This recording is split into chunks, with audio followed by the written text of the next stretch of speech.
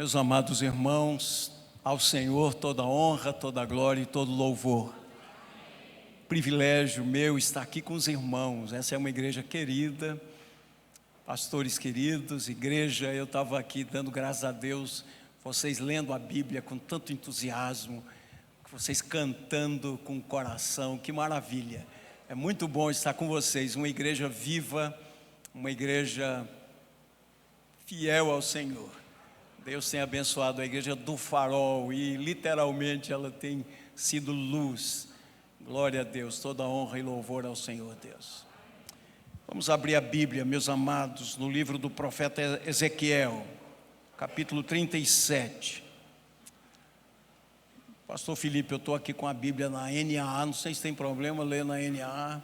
Nossa igreja adotou recentemente essa versão NAA, e às vezes eu trago outra versão, mas quero pedir a compreensão dos irmãos. Vão perceber que é a mesma essência, a mesma palavra.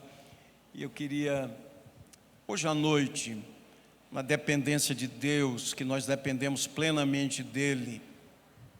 Uma vez o pastor Felipe já enfatizou essa verdade da centralidade das Escrituras Sagradas, uma das heranças da reforma, esse retorno às Escrituras Sagradas. E eu gostaria de fazer um link com essa porção bíblica do livro do profeta Ezequiel, falando que a vida vem pela palavra de Deus.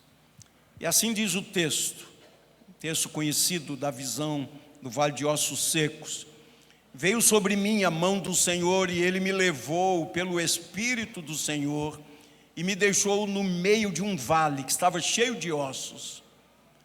Ele me fez andar ao redor deles e eu pude ver que eram muito numerosos na superfície do vale e estavam sequíssimos. Então me perguntou: filho do homem, será que esses ossos podem reviver? Respondi: Senhor Deus, Tu sabes. Então ele me disse: profetize para esses ossos e diga-lhes: ossos secos, ouçam a palavra do Senhor. Assim diz o Senhor Deus a estes ossos: eis que farei entrar em vocês o Espírito e vocês viverão. Porei tendões sobre vocês, farei crescer carne sobre vocês e os cobrirei de pele. Porei em vocês o Espírito e vocês viverão. Então vocês saberão que eu sou o Senhor. Então profetizei como ele havia ordenado. Enquanto eu profetizava, houve um ruído, um barulho de ossos que batiam contra ossos e se ajuntavam, cada osso ao seu osso. Olhei e eis que apareceram tendões sobre os ossos, cresceram as carnes e eles se cobriram de pele, mas não havia neles o Espírito. Então ele me disse: profetize ao Espírito, profetize, filho do homem, e diga ao Espírito: assim diz o Senhor Deus, venha dos quatro ventos, ó Espírito, e sopre sobre esses ossos para que vivam. Profetizei como ele me havia ordenado. O Espírito entrou neles, eles viveram e se puseram em pé, formaram um exército, um enorme exército. Então ele me disse: filho do homem, esses ossos são toda a casa de Israel. Eis que dizem: os nossos ossos estão secos, perdemos a nossa esperança, fomos exterminados. Portanto, profetize e diga-lhes: assim diz o Senhor Deus, eis que abrirei as sepulturas de vocês e os farei sair delas, ó povo meu, e os levarei de volta à terra de Israel. Vocês saberão que eu sou o Senhor, quando eu abrir as sepulturas de vocês e os fizer sair delas, ó povo meu. Porei em vocês o meu Espírito e vocês viverão. Eu os estabelecerei na sua própria terra e vocês saberão que eu sou o Senhor. Eu falei e eu cumprirei, diz o Senhor. Aleluia, amém. Vamos orar. Ó Deus, aqui estamos na Tua presença, na casa do Senhor. Como é bom estar na Tua casa, com irmãos, servos do Senhor, gente que tem sido alcançada já pela graça. Obrigado porque encontramos aqui uma igreja viva, e essa igreja é o que é pela graça do Senhor, e que ela continue firme. Abençoa seus pastores, presbíteros, docentes e regentes, seus diáconos. Abençoa os ministérios, os departamentos, as famílias. Abençoa a criança desde a mais tenra idade até os anciãos. Abençoa as famílias, meu Deus. Estende a Tua mão sobre essa igreja e ela continue frutificando para a glória do Teu nome. Rogamos também pelo Teu povo aqui em Maceió, em Alagoas, no Nordeste, no Brasil. Ó Deus, a nossa oração é: aviva a Tua obra, Senhor. Desperta o Teu povo. Prepara-nos para aquele glorioso dia da volta do Senhor Jesus. E nesta hora, abre os olhos do nosso coração, ilumina os olhos do nosso coração. Nós queremos e precisamos ouvir a Tua voz pela fiel exposição da palavra. Nós oramos assim em nome de Jesus. Amém e amém. Queridos irmãos, hoje é um dia muito especial. Como disse o salmista, hoje é o dia que o Senhor fez. Alegremos-nos e regozijemos-nos nele. Nós estamos celebrando os 507 anos da reforma religiosa do século XVI, e nós estamos celebrando uma grande obra de Deus. Na verdade, como o Senhor havia dito ao profeta Elias, eu reservei 7.000 que não se curvaram diante de Baal. Sempre houve um remanescente fiel. Nos momentos de maior desvio da igreja, de apostasia, de frieza, havia um remanescente fiel. Havia gente na brecha, orando, clamando, buscando a face do Senhor. Quando a reforma eclodiu, em 1517, nós já ouvíamos falar e lendo a história a respeito dos pré-reformadores. Quando você lê sobre Wycliffe, por exemplo, que é conhecido como a estrela d'alva da reforma. Então Deus nunca ficou sem um remanescente fiel. E nós podemos olhar para a reforma do século XVI e dizer que foi um grande avivamento, um grande despertamento, um retorno da igreja às escrituras sagradas, um retorno da igreja, pelo menos esse foi o chamado, ao genuíno evangelho, ao evangelho da maravilhosa graça, ao evangelho do único mediador entre Deus e os homens, Cristo Jesus.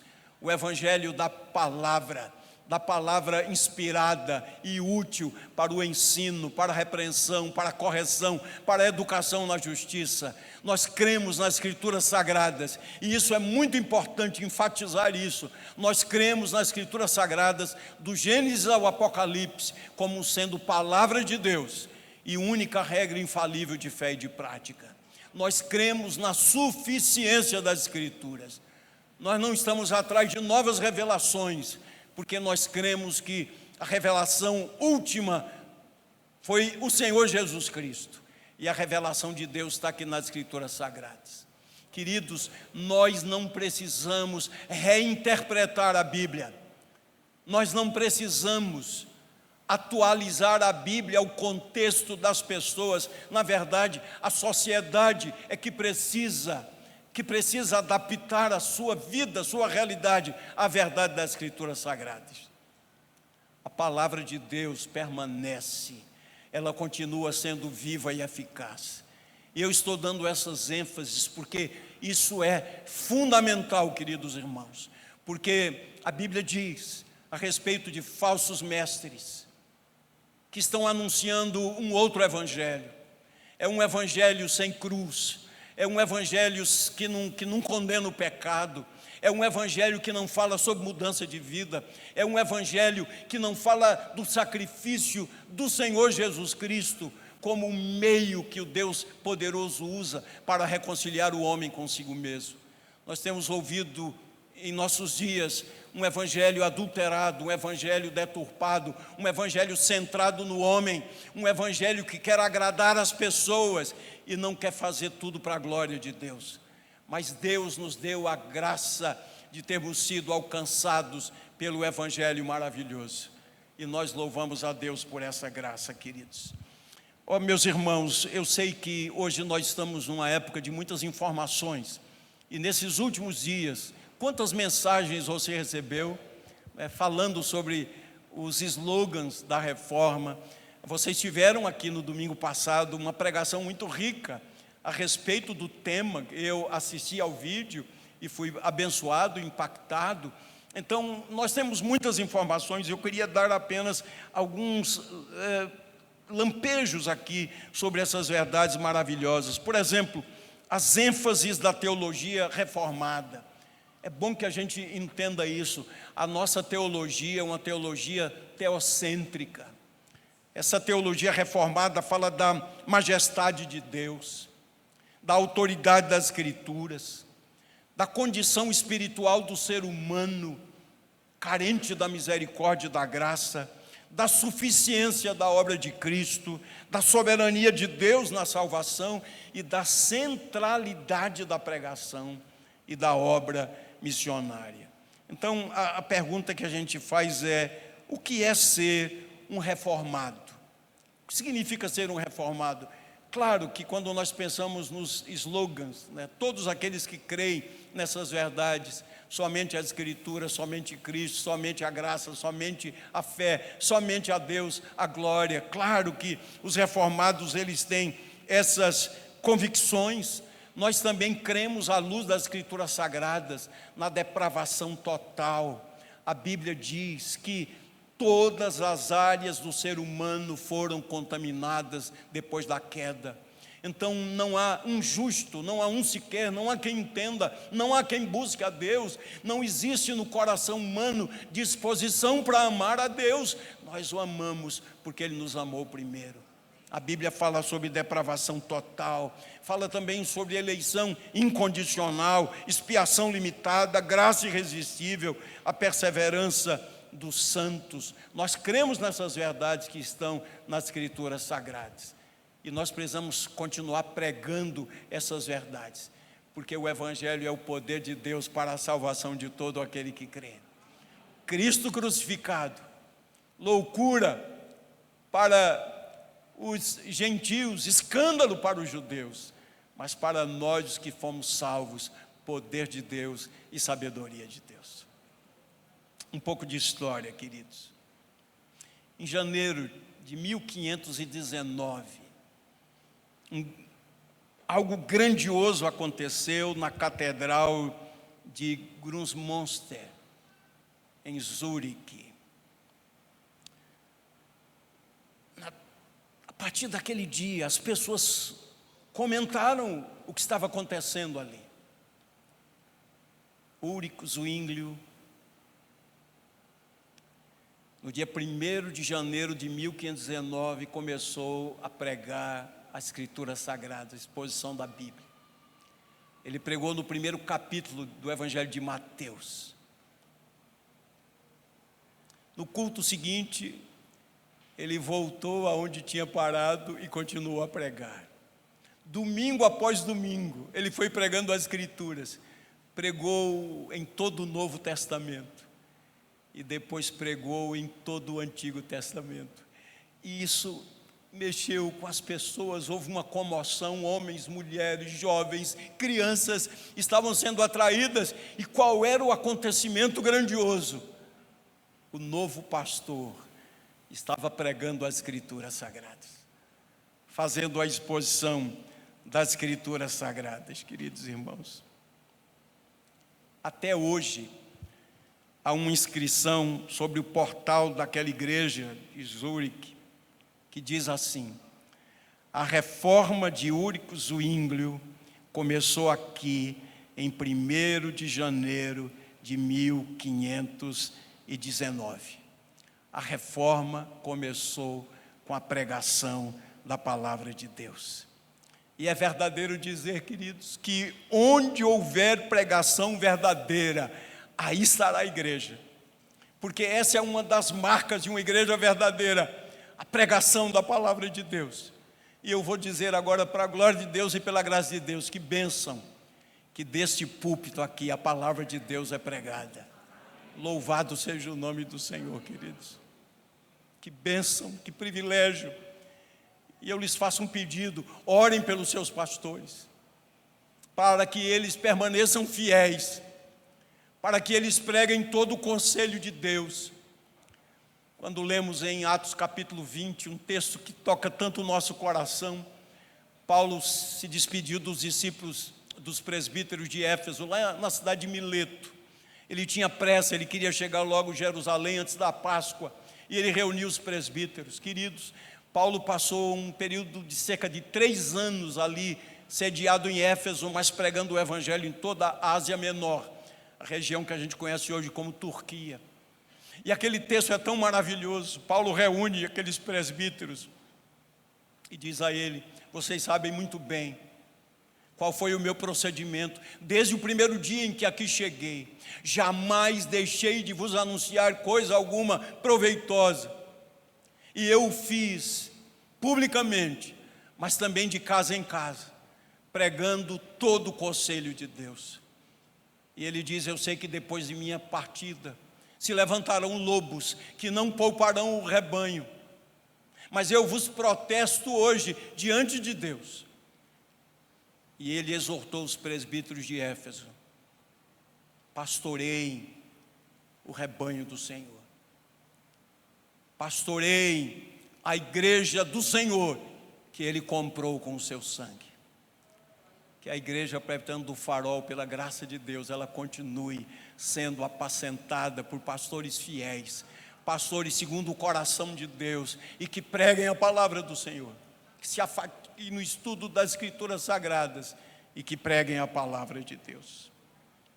Queridos, a reforma do século XVI, sem dúvida nenhuma, foi um grande avivamento, foi um grande despertamento.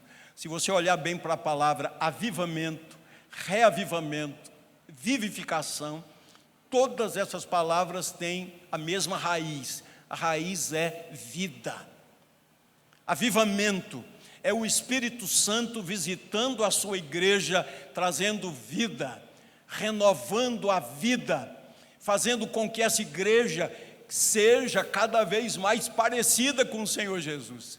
Esse é o nosso grande alvo, sermos parecidos com o Senhor Jesus. Queridos, o que causará impacto aqui na cidade de Maceió é o evangelho da graça de Deus. No estado de Alagoas, em Pernambuco, todo o Nordeste, no Brasil, qualquer lugar do mundo, é a pregação da santa palavra de Deus, porque ela é viva, ela é poderosa, como diz o Salmo 29, a voz do Senhor é poderosa, a voz do Senhor despedaça os cedros do Líbano, a voz do Senhor dá cria às corças, a voz do Senhor é poderosa, e nós ouvimos a voz de Deus quando sua palavra é lida, quando sua palavra é exposta com fidelidade. Queridos, vamos olhar aqui para o livro do profeta Ezequiel. Sem dúvida nenhuma, esse livro profético é um dos mais desafiadores do cânon das Escrituras Sagradas. Ezequiel era um sacerdote, nós lemos lá capítulo 24, 18, que ele era casado, ele era filho de Buzi, ele era casado, e ele morou com os judeus exilados na Babilônia. Quando a gente olha para a história do desterro, o povo de Israel foi levado em 3 ocasiões, em 3 momentos. Ezequiel foi levado no segundo momento, e o terceiro momento foi o mais duro, mais difícil, foi quando Jerusalém foi totalmente destruída, o templo foi derrubado, os muros, as portas queimadas, muita gente morreu, e um terceiro grupo, e mais numeroso, foi levado para o cativeiro. Mas por providência de Deus, lemos aqui o Salmo 46 e cantamos Castelo Forte, que é o hino da reforma, e o nome de Ezequiel significa Deus fortalece. É isso que significa o nome de Ezequiel. Deus fortalece. E desde o início, Deus chamou Ezequiel para pregar a um povo de duro coração, um povo incrédulo, um povo que não queria se arrepender. E esse livro traz as visões que teve Ezequiel e as mensagens que ele pregou com grande impacto. Queria fazer só alguns breves destaques aqui para entrar na exposição do texto. Queria pensar alguns pontos que eu elenquei aqui sobre esse livro precioso. Queria falar de alguns propósitos do livro do profeta Ezequiel. Primeiro foi mostrar que Deus, soberanamente, Ele está por trás dos acontecimentos. Deus já havia falado anteriormente, por boca de Moisés, de que se houvesse rebelião do povo, desobediência e não arrependimento, viria o juízo de Deus. E o livro do profeta Ezequiel mostra essa realidade. Mas esse livro também nos enche de esperança, porque mostra que Deus é compassivo, Deus é perdoador, Ele se compadece, Ele perdoa aqueles que verdadeiramente se arrependem, aqueles que reconhecem seus pecados, que se voltam para Ele em quebrantamento. O livro de Ezequiel também fala da aliança de Deus com o seu povo. Deus é o Deus da aliança.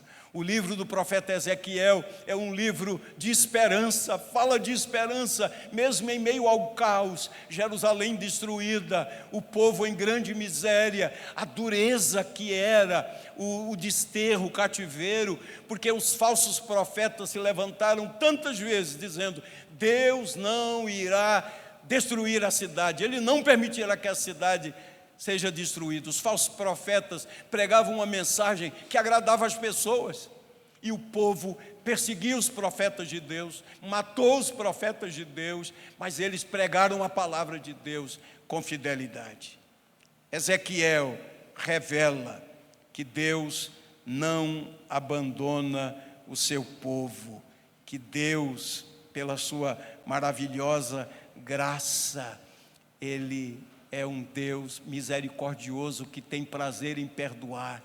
Deus não tem prazer na morte do ímpio, mas em que o ímpio se arrependa e viva, que ele reconheça a sua pecaminosidade diante do Deus Santo. Queridos, essa foi a experiência de Martinho Lutero. Martinho Lutero, seguindo o caminho das ciências jurídicas, enfrentou uma terrível tempestade. Era o mês de julho, para eles o mês de Santana, E aquela tempestade foi tão terrível que Martinho disse: se eu escapar com vida, eu vou consagrar a minha vida ao sacerdócio. Deus preservou a sua vida e ele foi. Seus amigos nem acreditavam, só acreditaram quando ele entrou e a porta foi fechada. Aí é que eles acreditaram. E o Espírito de Deus estava trabalhando no coração de Martinho Lutero. Ele tinha pavor à justiça de Deus. Quando ele pensava na justiça de Deus, ele estremecia, porque ele tinha essa consciência, era o Espírito de Deus trabalhando no seu coração, na sua mente. Ele dizia: eu sou um pecador e Deus é santo, qual é a minha esperança? É assim que Deus age, queridos, Ele vai mostrando a sua santidade. E ele, lendo Romanos: não me envergonho do Evangelho, porque o Evangelho é o poder de Deus para a salvação de todo aquele que crê, primeiro do judeu, depois do grego, visto que a justiça de Deus se revela no Evangelho de fé em fé, como está escrito: o justo viverá pela fé. Mas quando ele leu, porque a justiça de Deus se revela no Evangelho, ele estremeceu. Martinho Lutero jejuava, praticava várias penitências, feria o próprio corpo. Um dia um superior disse a ele: Martinho, se você não for para o céu, ninguém mais irá. mas ele tinha uma convicção do seu pecado. Mas um dia o Espírito de Deus abriu os olhos do seu coração e ele entendeu que essa justiça é uma justiça que nos é atribuída em Cristo Jesus. Os reformadores fizeram um trocadilho muito sábio, dizendo: Senhor Jesus, Tu és o meu pecado, eu sou a Tua justiça. Tu tomaste o que era meu e me deste o que era teu. O que eu era, Tu te fizeste ser, a fim de que eu fosse o que Tu eras. Isso é o Evangelho, queridos. Jesus, o Filho de Deus, Deus de Deus, verdadeiramente homem, Deus que agregou a sua divindade à natureza humana, a segunda pessoa da Trindade, que cumpriu toda a justiça de Deus.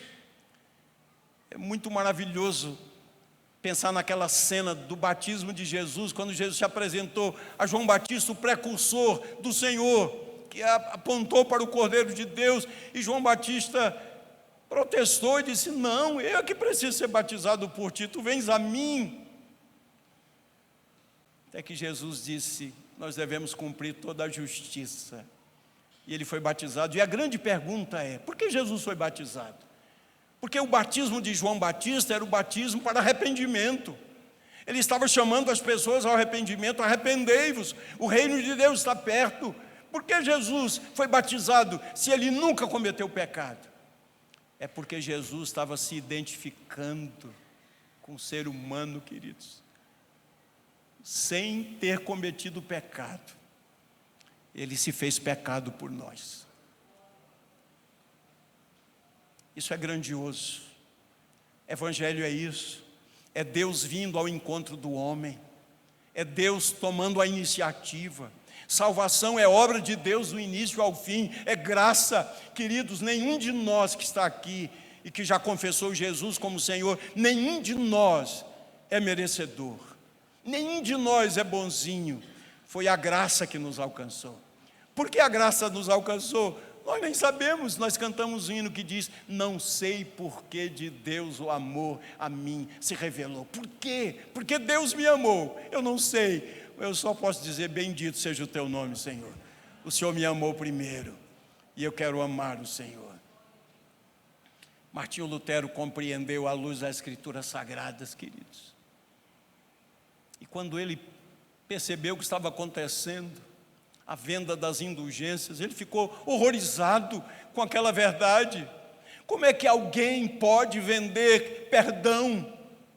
O perdão de Deus é baseado no sangue de Jesus, na obra de Cristo. Quem pode perdoar pecados, senão só um, que é Deus? E quando a gente estuda na escola, aprende a história da reforma de forma bastante deturpada, né? Porque as pessoas, elas conhecem um pouco da história, a história é adulterada, e elas não conhecem as Escrituras Sagradas, né? E elas injustamente falam de Martinho Lutero como alguém que criou uma religião. Na verdade, Martinho Lutero amava a sua igreja. Mas quando ele olhou para as Escrituras Sagradas, ele percebeu: a igreja se afastou das Escrituras. O que ele queria não era um movimento popular revolucionário.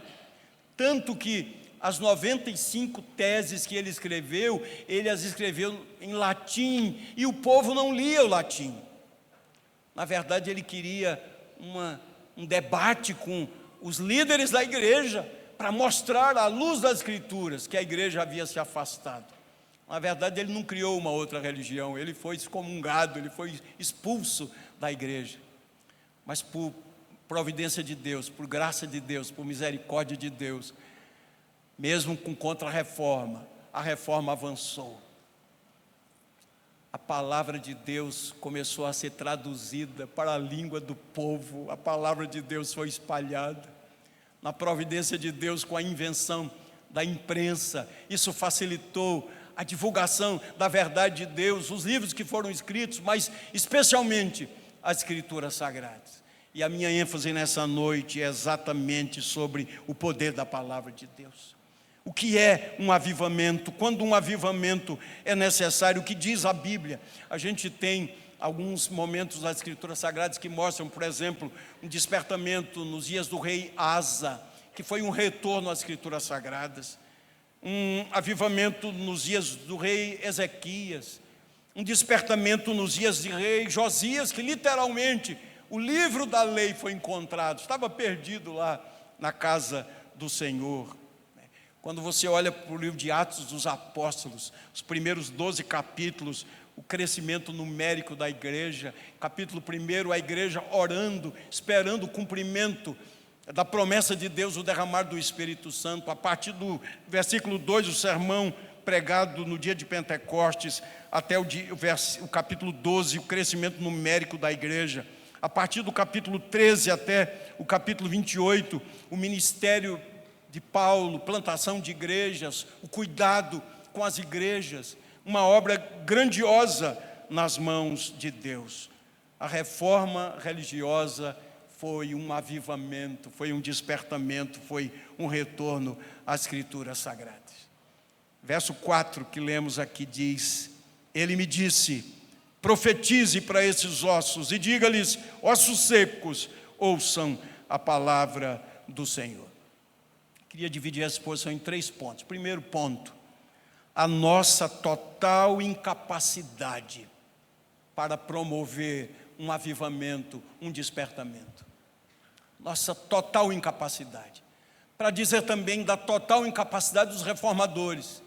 Martinho Lutero, Zwinglio, Calvino, Farel, Melanchthon, esses homens de Deus a quem ele levantou graciosamente, a sua incapacidade, eles foram instrumentos nas mãos de Deus. Queria falar aqui da nossa total incapacidade de promover um avivamento. Queridos, como nós sonhamos com um Brasil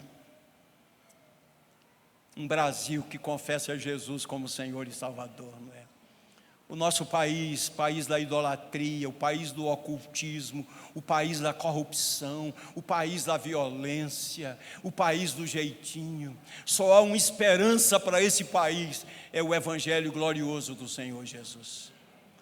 Os primeiros 3 versículos que lemos, quando a mão do Senhor esteve sobre o profeta, e ele o levou pelo Espírito, e ele o deixou no meio de um vale que estava cheio de ossos, e o Senhor Deus fez o profeta andar ao redor deles, e ele pôde ver que eram muitos, eram numerosos ali na superfície do vale, e eram sequíssimos.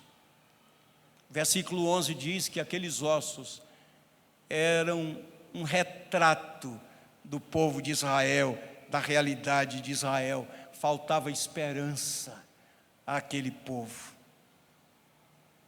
Quando você lê capítulos 1 a 32 de Ezequiel, você vai perceber um povo de duro coração, rejeitando a palavra de Deus. Capítulo 33 de Ezequiel fala da destruição da cidade de Jerusalém. Capítulos 34 até 48 falam de esperança e graça, inclusive falando sobre um novo templo. A interpretação que parece ser a mais correta desse novo templo, não necessariamente a reconstrução do templo de Jerusalém, mas o povo da aliança voltando-se para o Senhor e apontando profeticamente para a igreja do Senhor. A pergunta do Senhor ao profeta foi: esses ossos podem ressurgir?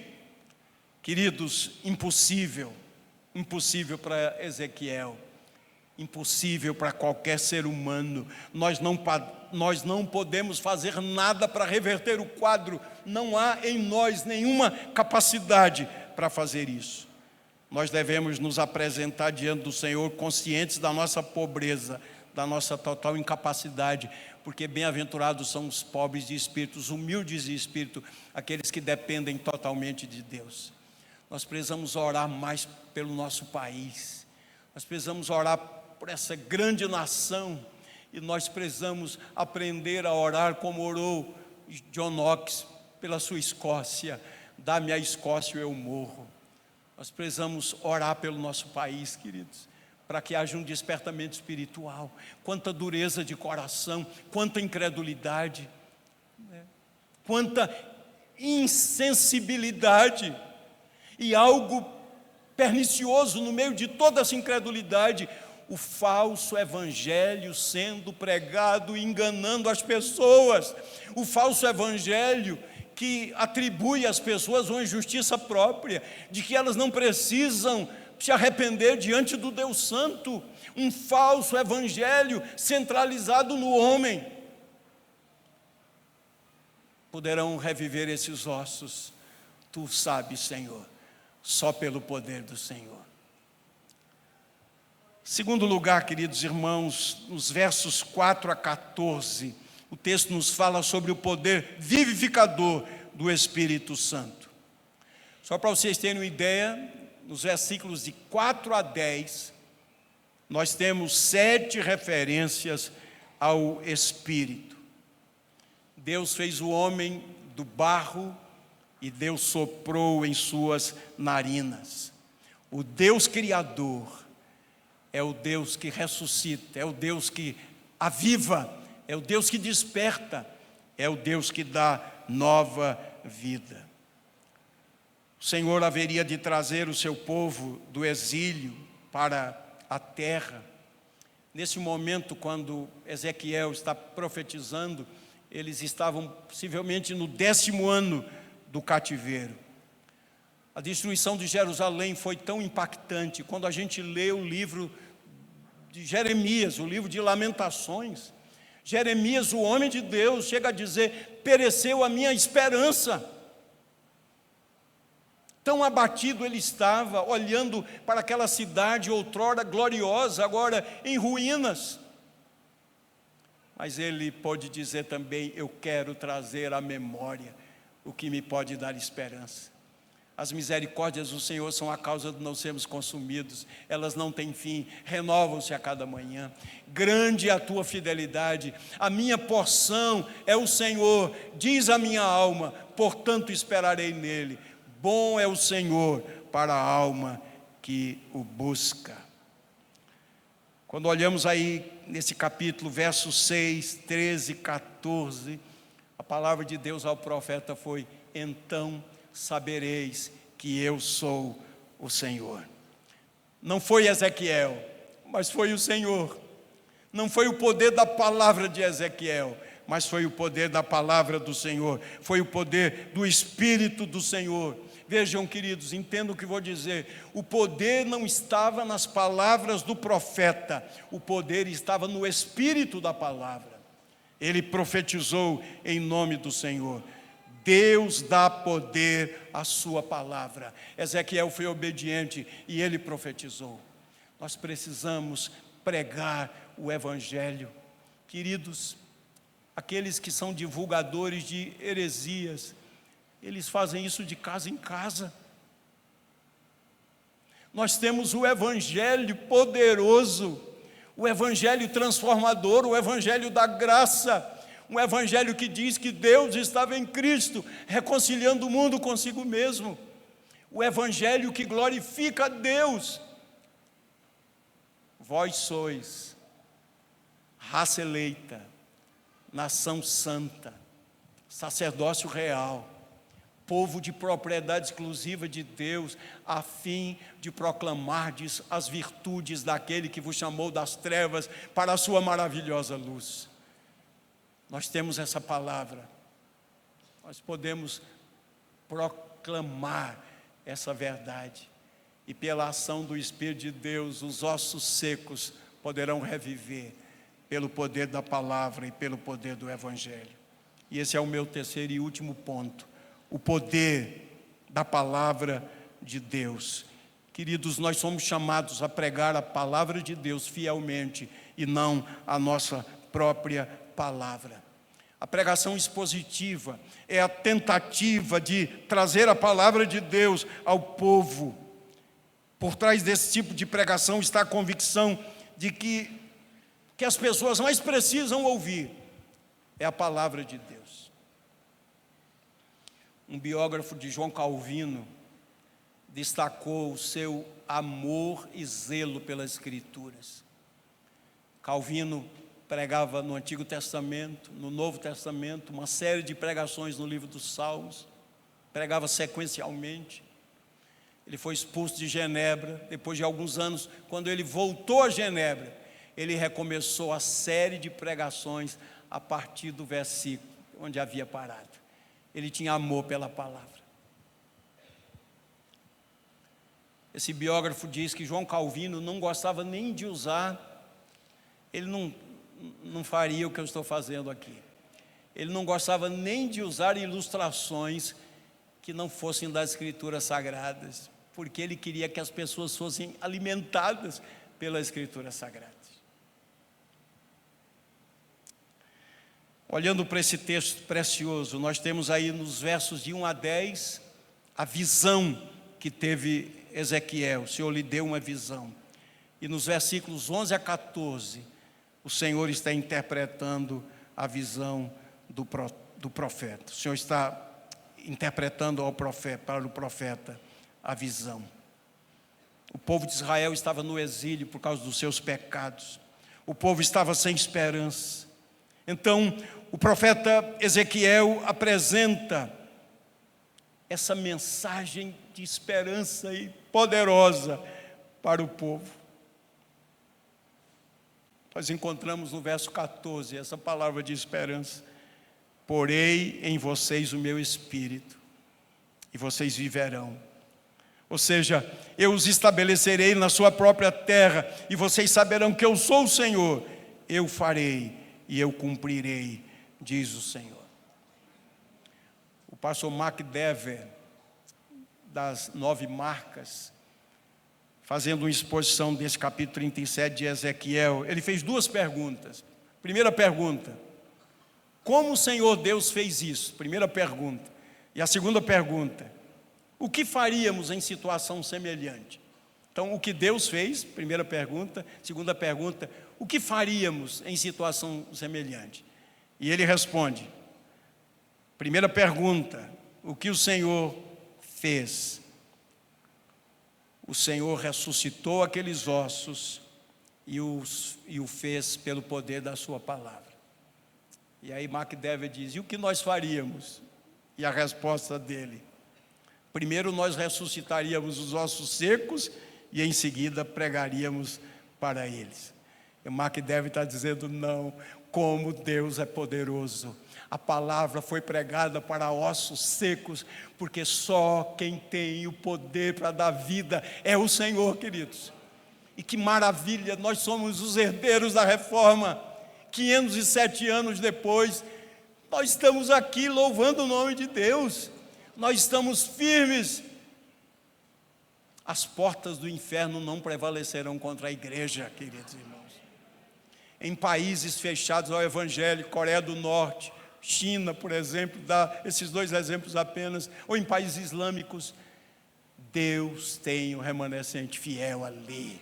A igreja está presente, pessoas estão evangelizando, pessoas estão vivendo o cristianismo para a glória de Deus, com toda a repressão, porque agindo Deus, quem impedirá? Maior é o Senhor, Ele é poderoso, queridos. Nós temos aqui um quadro revelador do poder da palavra de Deus. O livro começa dizendo que ele iria pregar a um povo que não queria ouvir. E nós estamos também pregando em uma sociedade que não quer ouvir. As pessoas têm outros interesses, elas têm outras prioridades. Mas, na verdade, esse é o mandato de Deus para a sua igreja. A fé vem pelo ouvir, e o ouvir pela pregação da palavra de Deus, queridos. É assim que a igreja vai caminhando.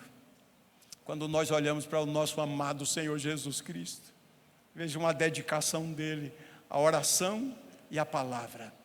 Levantava-se de madrugada para orar, às vezes passava a noite toda em oração, afastava-se das pessoas para orar. Jesus, o Filho de Deus, sua vida de oração.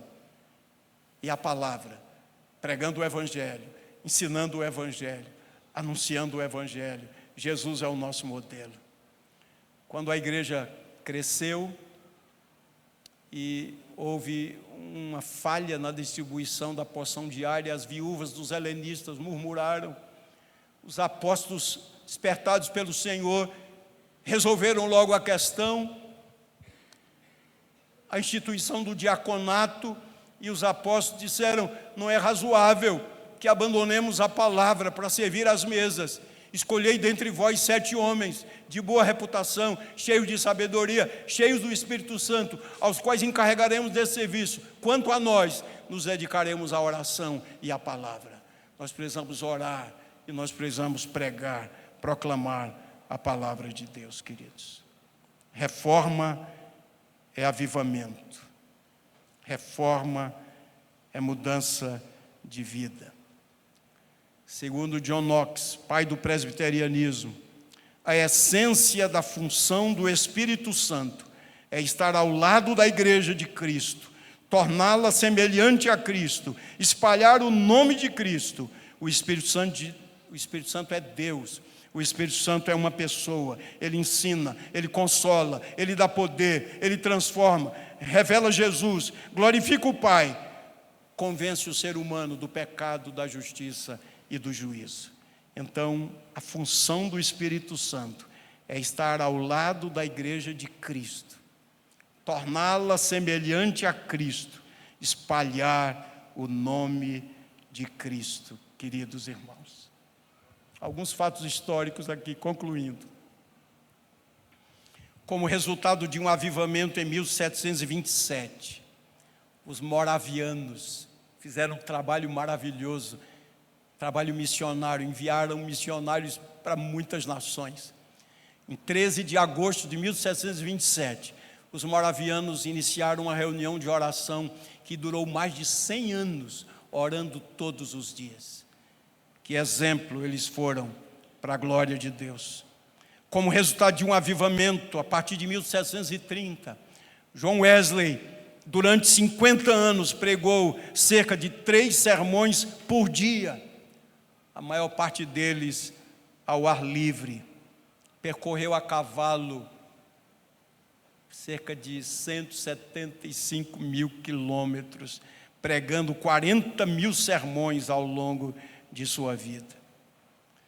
Como resultado de um avivamento, em 1784, após ler o diário de David Brainerd, o estudante William Carey foi chamado por Deus para evangelizar na Índia. Após uma vida dedicada, ele conseguiu, pela graça de Deus, traduzir a Bíblia para mais de 20 línguas locais. Como resultado de um avivamento em 1806, a dona Irã Judson teve uma forte experiência com Deus e se propôs a servir a Cristo, indo para a Birmânia, atual Mianmar, onde foi perseguido durante décadas e posteriormente encarcerado. Deixou aquele país com mais de 300 igrejas plantadas e 70 pastores. Como resultado de um avivamento, em 1882, Moody pregou na Universidade de Cambridge. E 7 homens se dispuseram ao Senhor para a obra missionária e impactaram o mundo com sua vida cheia do Espírito, conhecidos como 7 de Cambridge, que incluía Charles Studi, um homem rico, um desportista, que abriu mão de tudo, da sua riqueza, distribuiu sua riqueza e foi servir ao Senhor como missionário para a África, percorreu 17 países, pregou o Evangelho de Deus. E eu queria terminar mesmo agora, queridos, um texto de Ronaldo Lidório, que é um homem cheio do Espírito, cheio da palavra, cheio da graça.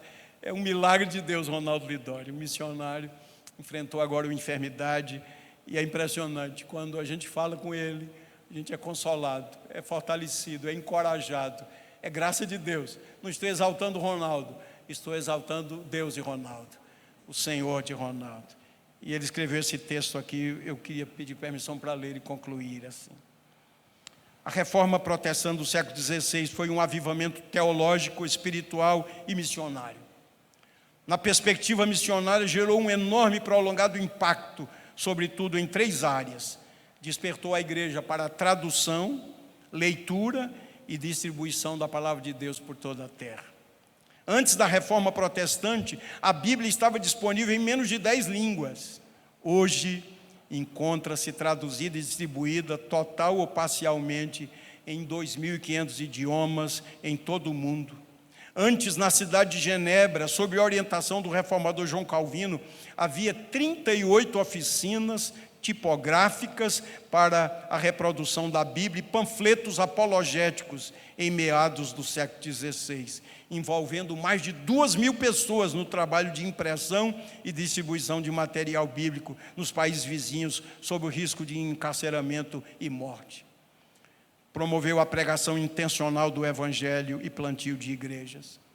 Entre 1553 e 1562, a Igreja Reformada de Genebra enviou para a França centenas de missionários e, como resultado da pública pregação do Evangelho, foram organizadas cerca de 2.000 igrejas e 2.000 escolas confessionais, com cerca de 3 milhões de convertidos em um país, na época, com 20 milhões de habitantes. Você imagine a França, 20 milhões de habitantes, 3 milhões de convertidos, pelo poder do Evangelho, pelo poder da palavra. Louvado seja o nome do Senhor, queridos. Apenas no ano de 1561, foram enviados 142 missionários de Genebra para a França. Se comparássemos de uma forma proporcional a Genebra do século XVI, com 20.000 habitantes, e o Brasil hoje com mais de 20 milhões de evangélicos, precisaríamos enviar 142 mil missionários em um ano para nos equipararmos com o movimento missionário reformado da época. Veja o impacto daqueles servos de Deus. A reforma ensinou que a pregação do Evangelho deve ser realizada por toda a igreja, em todo o mundo, em todas as gerações. E concluindo, em seu comentário sobre Isaías 12:5, João Calvino escreveu: porque é nossa obrigação proclamar a bondade de Deus para todas as nações. A obra não pode ser escondida em um canto, mas proclamada em todos os lugares. Comentando Mateus 28:19, ele também enfatizou: o Senhor ordena que os ministros do Evangelho vão para longe, com o objetivo de anunciar a doutrina da salvação em todas as partes do mundo. E de forma particular, em seu livro Escravidão e Libertação da Vontade, João Calvino, relacionando a soberania de Deus com a evangelização, explicou: embora Deus seja capaz de realizar a obra secreta de seu Santo Espírito, sem qualquer meio ou assistência, Ele também ordenou a pregação externa, pública, para ser usada como um meio, mas para torná-la um meio efetivo e frutífero. Ele escreve com seu próprio dedo em nosso coração aquelas palavras que ele fala ao nosso ouvido pela boca de um ser humano. E Ronaldo termina assim: que a igreja evangélica, herdeira da verdade bíblica resgatada na reforma do século XVI, levante-se para glorificar o nome de Deus, indo para as ruas, condomínios, cidades, desertos, matas e ilhas, a fim de proclamar a sua salvação para aqueles que ainda pouco ou nada ouviram de Cristo. Queridos, quando nós olhamos para o nosso país, nós perguntamos: tem jeito para esse país? A gente olha para esse monte de ossos secos, tem jeito para o nosso país?